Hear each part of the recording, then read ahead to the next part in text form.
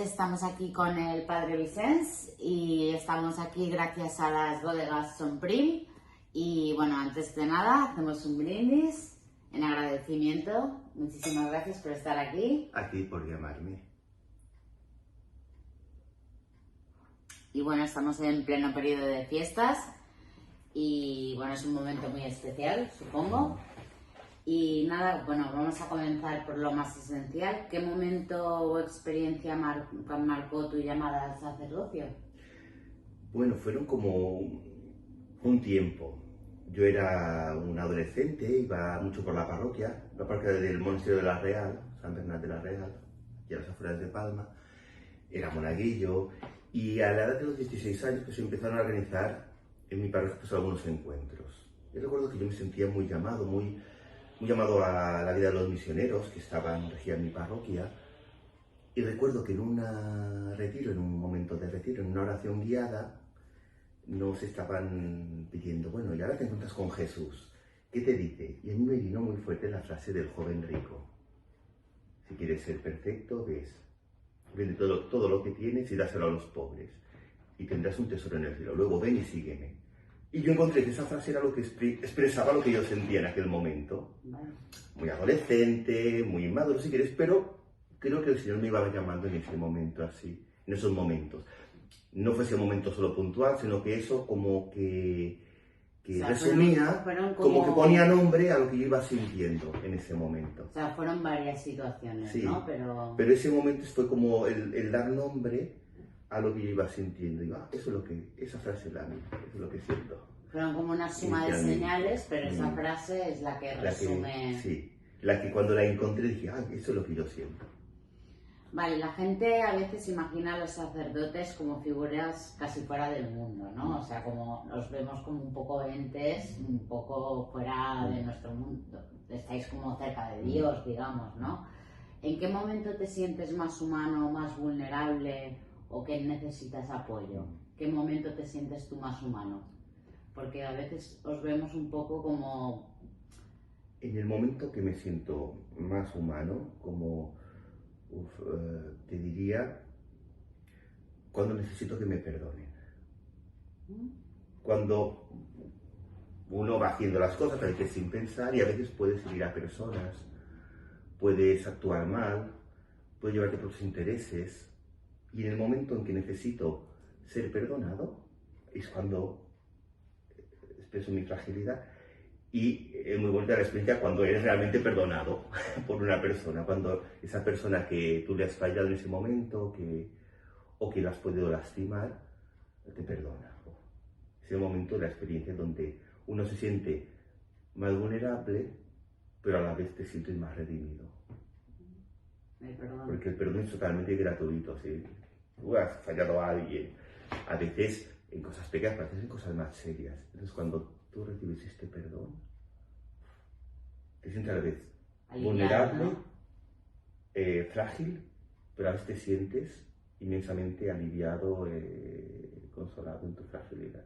Una experiencia como híbrida entre el sufrimiento, es decir, cómo soy capaz de hacer esto, y a la vez la experiencia de decir, bueno, necesito que otra persona me perdone. Me hago deudor de esa persona que me regala su perdón. Bueno, muchos desconocen cómo es la rutina de un cura. Si te acompañáramos desde que te levantas hasta que termina tu jornada, ¿qué descubriríamos que nos sorprendiera? ¿Cómo es la rutina? Bueno, depende, las rutinas de los curas pueden ser muy diversas. Hay gente que le cuesta más levantarse a la mañana. Yo soy de levantarme muy temprano. Yo me gusta levantarme temprano. Y tengo la suerte que con el compañero que estamos, es el prior Filú, que estamos haciendo los dos, llevando el santuario, vivimos en la misma comunidad, pues también es de levantarse temprano. Entonces vamos bastante bien. Entonces, la rutina empezaría. Yo me levanto, tengo el despertador a las 6, pero a veces me levanto un poquito antes, ya me despierto. Y yo lo primero que hago cuando me levanto es, tengo un hornillo, un fogoncito en la habitación eléctrico, pongo la tetera, la pava, es la tetera como llaman en Argentina, y caliento el agua, me voy a duchar. Y luego me preparo mi mate. porque yo soy de aquí de Mallorca, pero estuve viviendo unos años en Argentina. Y la rutina esa es de empezar el día con eso. Y aprovecho un tiempo para rezar en mi habitación. ¿Sí? El oficio de lecturas, lo que sea, el oficio de matines, leer algo. Y después ya me voy a hacer la oración en la capilla, donde ya encuentro al compañero que está conviviendo conmigo y hacemos un rato largo de oración en silencio. Y a eso de las 8 rezamos laudes y ya empezamos la jornada. Desayunamos. Yo a la mañana normalmente estoy en el santuario de Lluc y dedico un tiempo a estar en la basílica. Es un trabajo muy tranquilo, simplemente de presencia, estoy allí. A veces viene alguien que conoces, pasa alguien, y a las 12:30 suelo decir la misa en el santuario de Lluc. Con las personas que vienen varía mucho. Un santuario no es como una parroquia, no es fijo. La gente sube un día, otros vienen otro día, a veces no viene nadie. Y después de la misa solemos tener un pequeño toque de la salve, que es los graves que suelen cantar. Eso los días entre semana. Y a las tardes, pues suelo dedicar 3 días a la semana que voy a mis parroquias. Yo ayudo en el santuario de Lluc como vicario y llevo 3 parroquias: Mancor, Caimari y Moscari.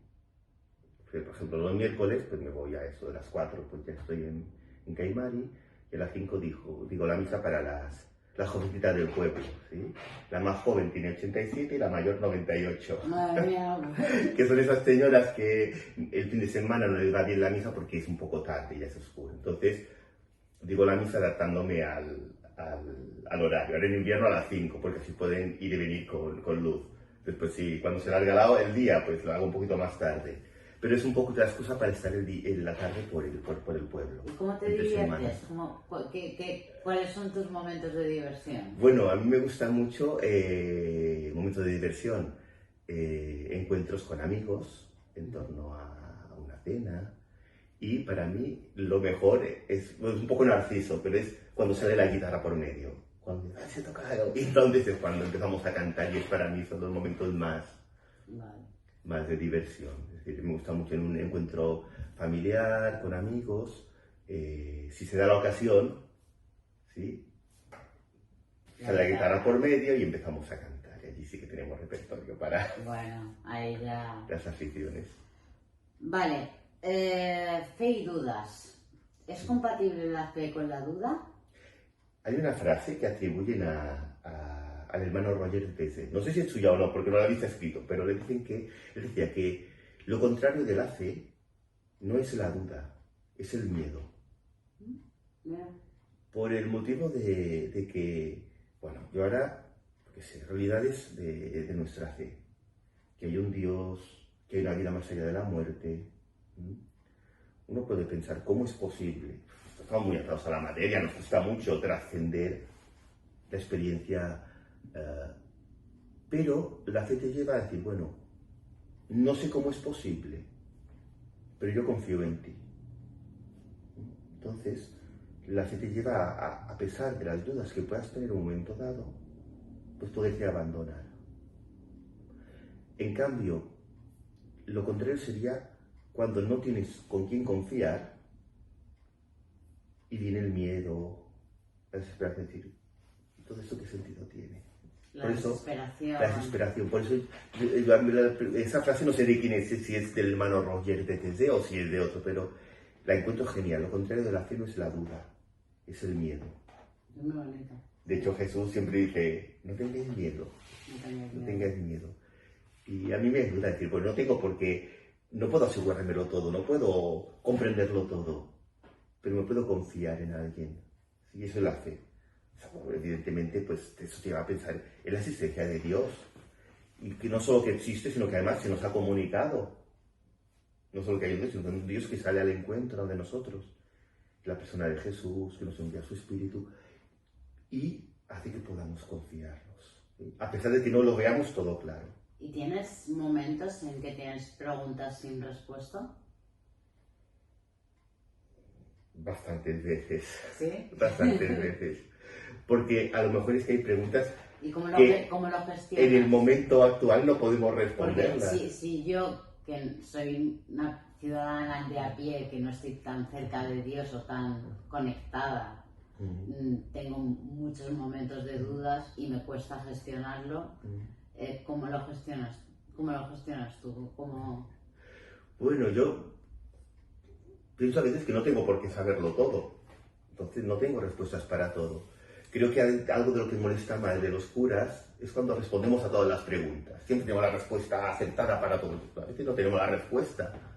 Y a veces somos también buscadores con los que buscan sentido. Y tenemos eso sí, alguien en quien confiar.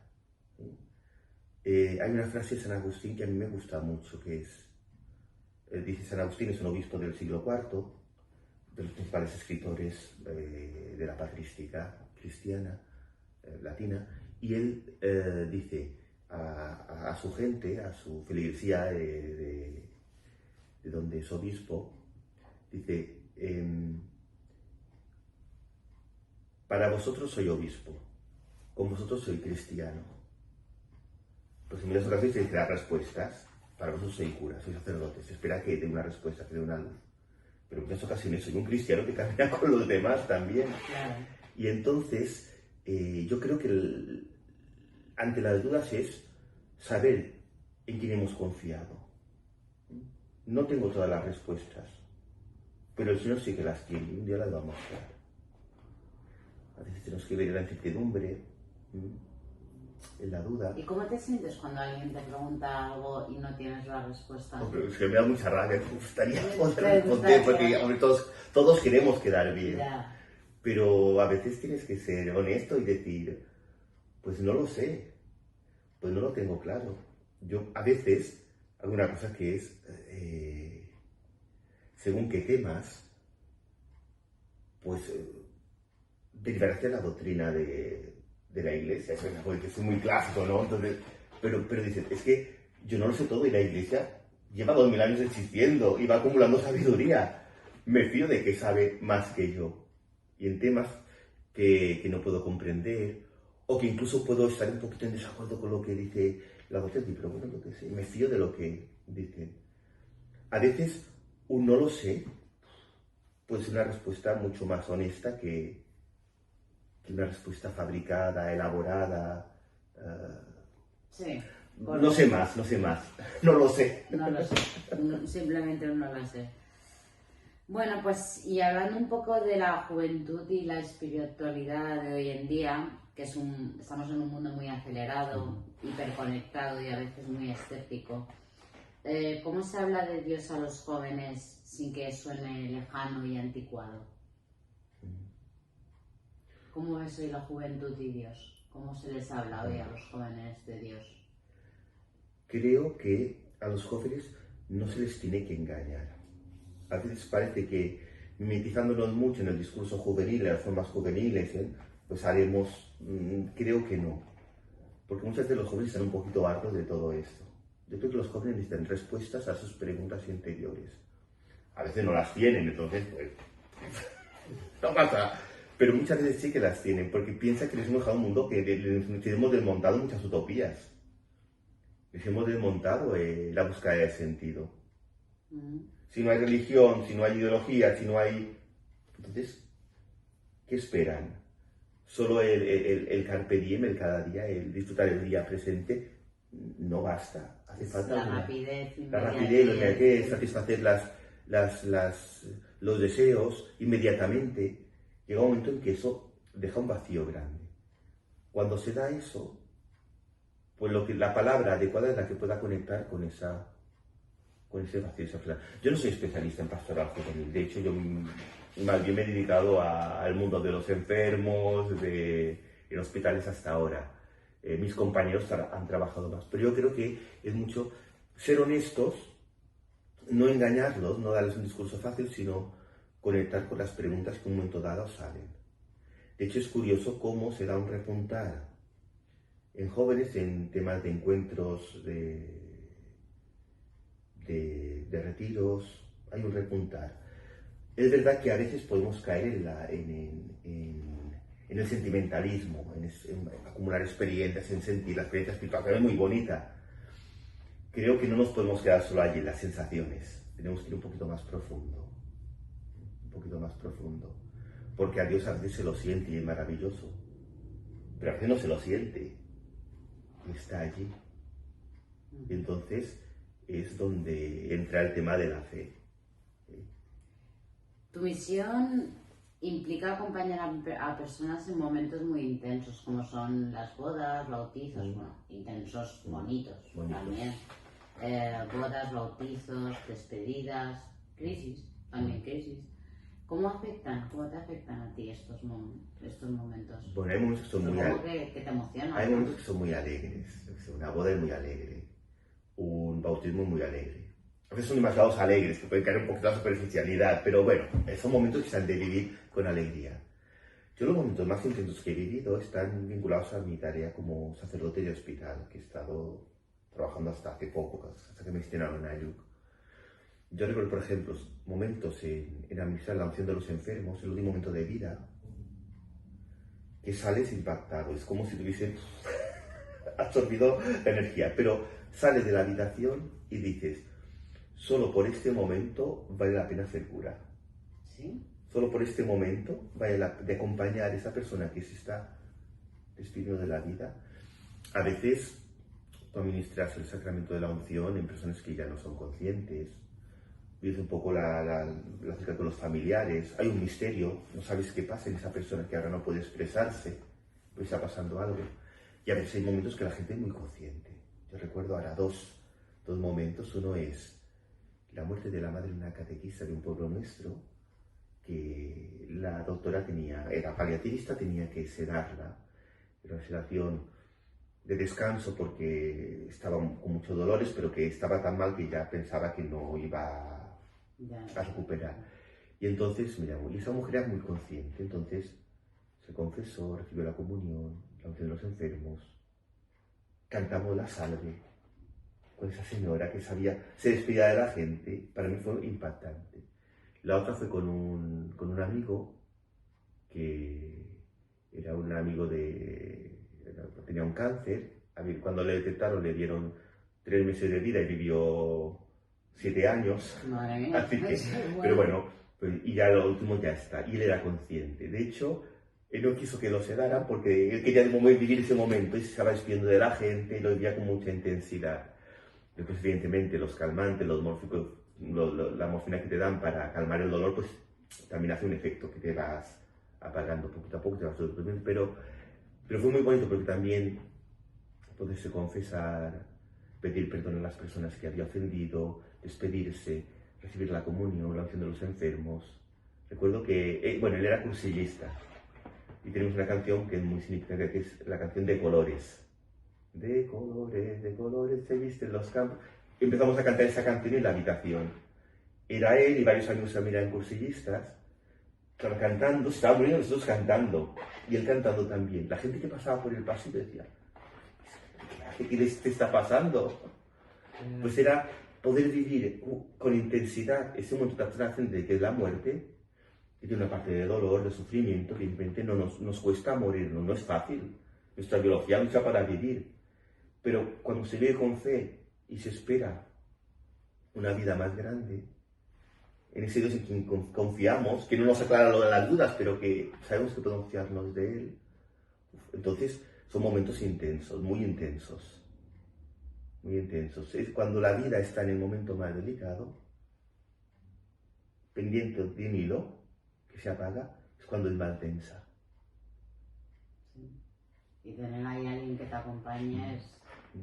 Para mí es de las tareas más bonitas que he hecho después uno tiene que hacer otras cosas porque no, claro, siempre estás en el tema de la enfermedad, después también tienes que hacer catequesis con niños, tienes que hacer otras cosas también porque somos humanos y no podemos estar siempre abocados hacia este misterio de la muerte que es intenso, pero que son momentos muy fuertes como sacerdote, poder vivir, acompañar los últimos. No me puedo imaginar. Hay preguntas que la gente te hace que supongo que te resultan bastante desafiantes. ¿Recuerdas así alguna que te hayan hecho que te haya sorprendido especialmente? Hombre, te duele cuando son preguntas sobre cuando la Iglesia nos hemos equivocado o hemos actuado mal, hemos actuado muy mal. No la Iglesia como institución, sino personas que están en la Iglesia. Entonces, te da vergüenza por tener que responder esas preguntas. Como institución, ¿no? Como institución, como persona te sabe mal.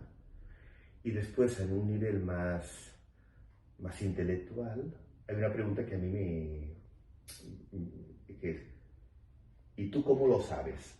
Pues claro, no es simplemente que Dios exista, sino que Dios se revela, se muestra. La pregunta por la epistemología, ¿y tú cómo lo sabes?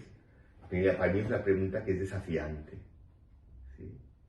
Porque a mí es mayor el acto de fe, no es la existencia de Dios, que puedes pensarlo incluso desde la misma ciencia, pues que la realidad misma te trasciende. No es difícil pensar en un ser trascendente, pero el tema es, ¿y tú cómo lo sabes? ¿Y tú cómo? Porque claro, no es que exista Dios, sino que Dios existe y es alguien personal que te habla a ti, que se comunica. Esa pregunta a mí a nivel intelectual la encuentro muy desafiante.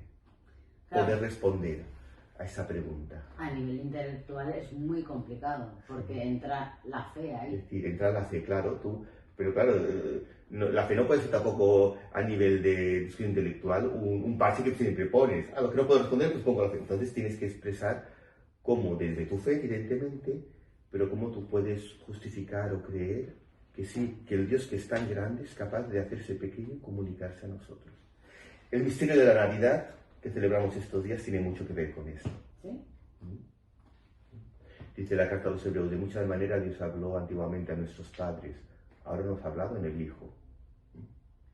Y que Dios entra en su creación y se hace humanidad en un niño en Belén, en un rincón periférico del imperio, se hace presente, para mí dice mucho de cómo Dios se comunica.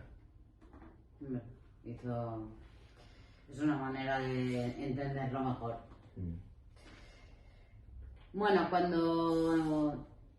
como bien nos has dicho antes, supongo que esto drena. Los humanos, porque eres humano al fin y al cabo, descargas mucha energía. ¿Dónde está tu refugio? ¿Cómo recargas tus pilas? ¿Cómo te repones? Bueno, a un nivel humano, los amigos. Son momentos lúdicos que te puedes contar, que puedes hablar también, porque a veces en esos momentos se da lo más alegre, más superficial, pero también se da las conversaciones profundas entre canción y canción, entre copa y copa, a nivel humano. A nivel personal, pues yo soy mucho también de retirarme, momentos de oración. Los momentos diarios de la oración, sobre todo en la mañana. La mañana es el momento que tengo más tiempo para mí es una cosa como necesaria. A nivel, diríamos, más fácil, pues a mí me gusta hacer los 8 días de ejercicios espirituales. Hace unos años hice el mes de ejercicios ignacianos y a partir de ahí, pues cada año, pues renovar esos momentos como en 8 días más de silencio, de oración. Para mí son momentos que me ordenan, me ayudan. Que te ayudan a recargarte, a ponerte otra vez en tu eje. Sí. Momento inolvidable. Una historia que haya marcado tu ministerio. Una que solo podrías haber vivido desde tu vocación. Bueno. Supongo que habrá muchas, pero alguna que digas... Mira, una muy bonita que tiene mucho que ver con la fragilidad. Hace ahora ya 4 años, pues hice un reset, ¿sí? Una serie de situaciones, no eran extremadamente muy complicadas, pero entraba el tema emocional, pues se me invitó a hacer un parón, ir unos 5 meses a una residencia sacerdotal que era para ayudar a sacerdotes con dificultades. Yo tenía algunas, no era que tenía más, pero bueno, pero ese fue el momento justo, es decir, el que tengo que parar un poco, porque he ido rodando y no me he dado cuenta de lo que quería ir. Y entonces para mí fue una experiencia muy bonita. Compartir con otros sacerdotes, cada uno con su historia, que hace un momento de parón, acompañados por una comunidad que eran sacerdotes operarios del Corazón de Jesús, una congregación que se dedica a seminarios y a la formación de sacerdotes en estos momentos. Y además fue fuera de Madrid, en Alquerías, una pequeña localidad de Castellón. Una residencia, y el tema de hacer un parón, darte cuenta de tus fragilidades, asumirlas y amarlas. Después, cuando terminé estos 5 meses, hice el mes de ejercicios, que fue como Supongo que estás en continua formación, ¿no? Es una... Creo que es importante el saber que siempre estás caminando siempre.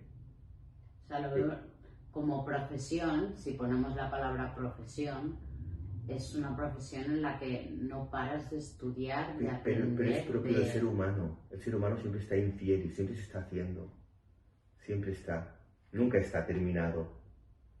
Hay momentos de la etapa de la vida de una persona que son más tranquilos, más estables, pero siempre estás y nunca dejas de aprender y de formarte. Bueno, decir que cuando terminé esta experiencia de 5 meses de estar en una residencia, a mí ahí hicimos de todo, teníamos acompañamiento psicológico, espiritual, teníamos también educadores físicos, porque era también involucrar el deporte, teníamos un nutricionista, porque claro, normalmente los sacerdotes, si vivimos solos, pues tenemos tendencia a abandonarnos en todos los aspectos de la vida, y era como un poco para cuidar todos los aspectos que uno, detrás del ideal de darse a los demás, pues descuidas. ¿Sí? Y entonces, es bonito. También es muy formativo poder escuchar los relatos de otras personas, sus dificultades. Tú puedes compartir las tuyas. Entonces, en el fondo todos éramos iguales. Ahí se nos bajaban los humos de clericalismo que podemos tener, a todos se nos bajaban. Y después cuando vuelves, te encuentras que tienes los mismos problemas, que no has solucionado nada. Pero es muy bonito porque dices, bueno, pero ahora tengo una manera de afrontarlos distinta. ¿Sí? Para mí esa experiencia me marcó mucho. Yo debía llevar 15 años de sacerdote en ese momento, 16 años. Bueno, ya fue. Sí, ahora llevo 21 años, van para 22. Pero hubo un momento dado que ya llevaba un rodaje bastante... Había cambiado muchas veces de cosas, de situaciones, de lugares. También el ir aprendiendo a ser menos caprichoso.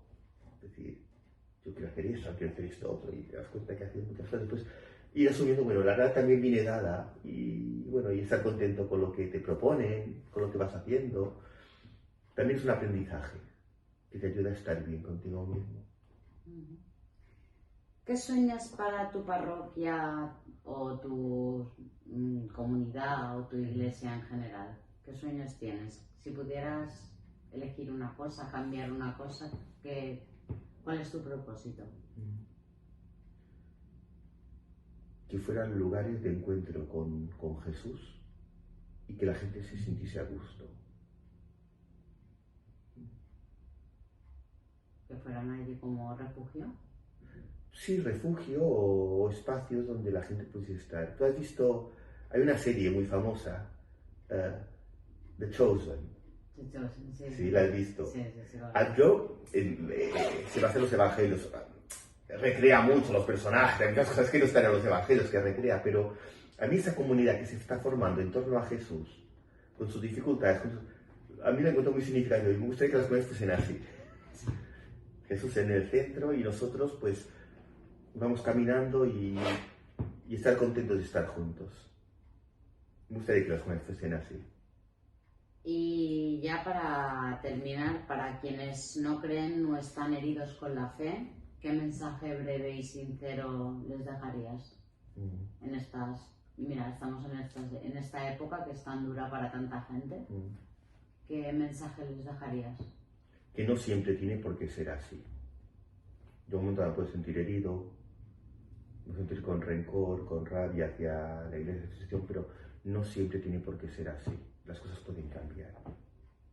Puede cambiar la situación que a mí me hiere y puedo cambiar yo con mis heridas, puedo sanarlas, o puedo verlas de otra manera, puedo incluso ser comprensivo o aceptar que un momento que estoy mal, alejado, no siempre tiene por qué ser así. Se dan muchos casos de gente que ha estado alejada y que luego redescubre.